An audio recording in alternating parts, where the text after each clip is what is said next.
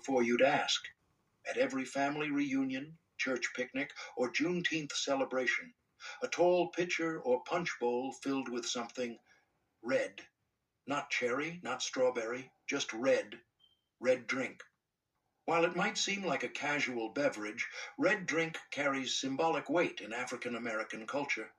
Its roots trace back to West African hibiscus teas like bissap or zobo, bright red herbal drinks used in ceremonies and community gatherings. During slavery and afterward, those traditions were adapted into sweetened red beverages made with Kool-Aid, red soda, or fruit punches. And while the ingredients varied, the color remained sacred. Why red? Some say it symbolized the bloodshed in the fight for freedom. Others say it simply represented joy, the kind of joy you had to make for yourself when nothing else was sweet. No recipe was universal. Some families added pineapple juice or lemon lime soda. Others steeped hibiscus flowers or used cranberry concentrate. But one thing was consistent. It was cold, it was bright, and it was made to be shared. Red drink wasn't just a thirst quencher.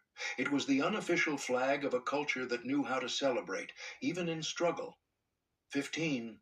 Grits with cheese and butter.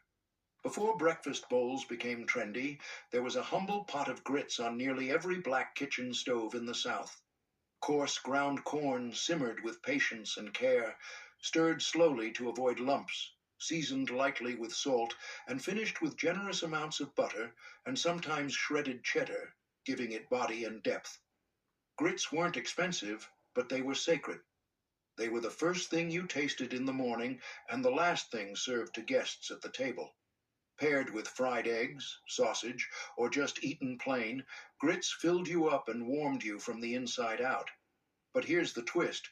Grits weren't just breakfast food. They were dinner, too. Shrimp and grits, for example, originated as a simple fisherman's meal along the South Carolina coast. In some households, leftover grits were poured into pans to set overnight, then sliced and fried crisp the next day. Nothing wasted. Everything used. And for children who grew up in those kitchens, the sound of the spoon scraping the bottom of the pot was the signal that breakfast and the day had officially begun.